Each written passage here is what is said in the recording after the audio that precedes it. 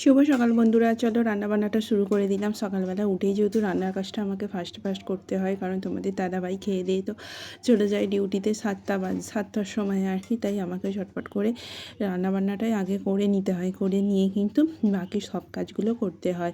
তাই দেখো সকাল সকাল রান্নাটাই আগে বসিয়ে দিয়েছি। জানি ব্লগের প্রথমেই রান্নাটা দেখালে তোমাদের একটু কেমন কেমন হয়তো লাগে, কিন্তু কী করবো বলো, সকালবেলা যেহেতু শুরু করি আমি রান্না দিয়েই, তাই রান্নাটাই তো আমি আগে দেখাবো, তাই না?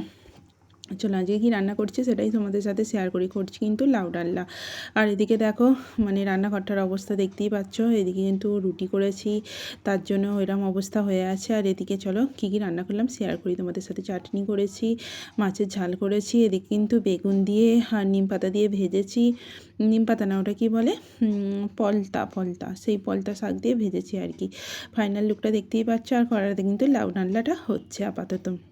যেহেতু রান্নাবান্না দিয়ে শুরু করলাম, সেহেতু রান্নাবান্না দিয়েই দেখালাম তোমাদেরকে। চলো এবার আমার ঘরদোরটা গুছিয়ে ফেলি। দেখো অবস্থাটা কীরকম হয়ে আছে, মশারি ভিতরে সব বালিশ যা তা অবস্থা আর কি, সেটাকেই গোছাতে হবে।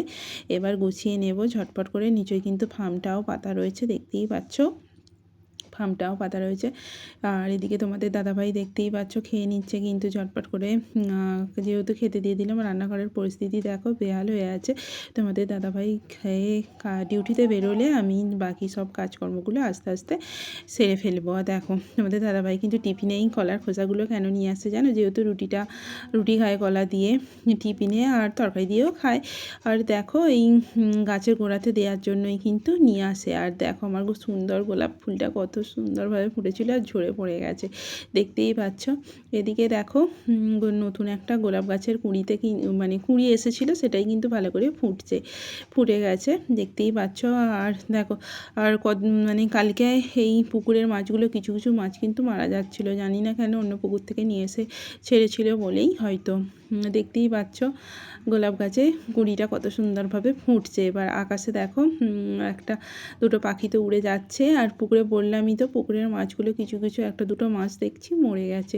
আর ওই গাছটা যে শুকনো হয়ে আছে, ওটা আমাদের এদিকে পড়ছে না, নইলে কেটে দিতাম বন্ধুরা। ওইটা পাঁচিলের ওপারে পড়ছে, তো যাদের গাছ তারা তো সহজে কাটবে না।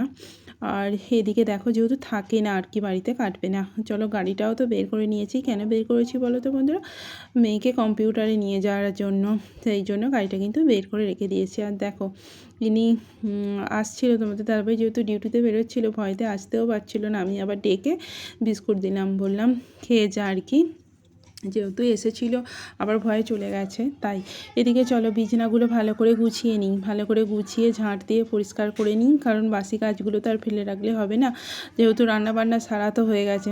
চলো চা নিয়ে চলে এসেছি একেবারে। দেখো লাউ ডালনা দিয়ে রুটি খাবো, আমার তো খেতে এই চা দিয়ে রুটি খেতে খুব ভালো লাগে। তোমরা ভাবো হয়তো বিছানাতে কেন খাই রে বাবা এরা, তাই না? সবসময় বিছানাতে খাই না বন্ধুরা, নিজের ফার্মেই খাই। আমিও ভালো আছি। আরএন ব্লগে তোমাদের জানাই সুস্বাগতম।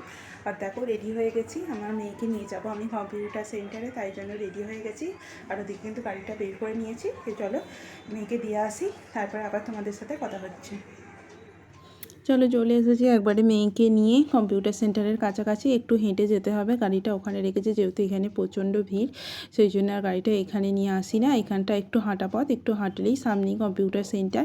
সেখানেই কিন্তু বাজারের মধ্যে দিয়ে চলে যাচ্ছি, সেখানেই কিন্তু মেয়েকে দেখতেই পাচ্ছ।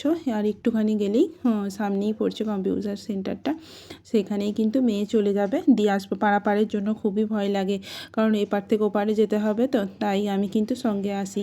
মেয়েকে নিয়ে যাচ্ছিলাম আর কি কথা বলতে বলতে যাচ্ছিলাম জানি না, ভুলে গেছি। দুজনে মিলিয়ে হাসাহাসি করছিলাম আর কি।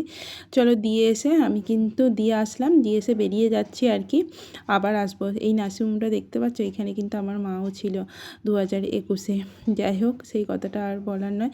জামা কাপড়গুলো ভালো করে গুছিয়ে নিয়েছি। দেখো সময় কিভাবে কেটে যায়, ঘড়ির কাঁটায় 1:45 বেজে গেছে। আবার নিয়ে আসার পালা হয়ে গেল মেয়েকে কম্পিউটার থেকে। তাই ব্যাগ নিয়ে, গাড়ির চাবি আর কি নিয়ে, ব্যাগ নিয়ে চলে যাচ্ছি। চলো চলে এসেছি, মেয়েকে কিন্তু নিয়ে আবার বাড়ির দিকে রওনা দিচ্ছি, দেখতেই পাচ্ছ। আর চলো ঝটপট করে চলে যাচ্ছে, সেটাই তোমাদের সাথে শেয়ার করলাম। আর সামনেই দেখো গাড়িটা দাঁড়িয়ে আছে, ওখানে মেয়েকে বললাম যে তুই একটু দাঁড়া, আমি গাড়িটা ঘুরিয়ে নিয়ে তারপর বাড়িতে চলে এলাম। চলো বিকালবেলা একেবারে তোমাদের সাথে দেখা হচ্ছে। দেখো ঘুম থেকে উঠেছি এই মাত্র, তাই মানে চোখ মুখের অবস্থাটা দেখতেই পাচ্ছ কী অবস্থা। আর আমার মুখে না কী হয়েছে কী জানি, মানে গুটি গুটির মতো কেমন কেমন লাগছে যেন। চলো মোটরে জলটা ভরে নিই আগে, ফার্স্ট এটাই কাজ থাকে। মোটরে জলটা ভরা থাকলে দেখতে পাচ্ছ কত সুন্দর পাইপ দিয়ে কিন্তু ট্যাঙ্কের মধ্যে পড়ছে, আর ওই জলই কিন্তু মোটরের সাহায্যে ওপরে উঠে যাবে। বুঝতেই পারছো মোটরের জলটা খুবই প্রয়োজনীয় সব কিছু কাজ যেহেতু হয় আর কি। আর দেখো পুঁই ভেটুরি আর কি, পুঁইয়ের শাকের যে বীজগুলো দেখতেই পাচ্ছ কী অবস্থা, মানে প্রচণ্ড সবকটাই পেকে গেছে বলতে গেলে। আর আর মানে আগের বছরে মনে হয় না অনেক হয়তো পুঁই শাক হবে চারিদিকে, তাই না? দেখো আকাশটা কিন্তু মেঘলা মেঘলা হয়ে আছে, যখন তখন যেন মনে হচ্ছে বৃষ্টি আসলেও আসতে পারে। ঝোড়ো হয়তো অল্প অল্প হচ্ছিল মাঝে মাঝে। আর দেখো এটা কিন্তু তারপরের দিন কাকিমাদের বাড়ি যাব বলে বেরিয়ে পড়েছি। চলো আজকের ভিডিওটা এইটুকুই, টাটা।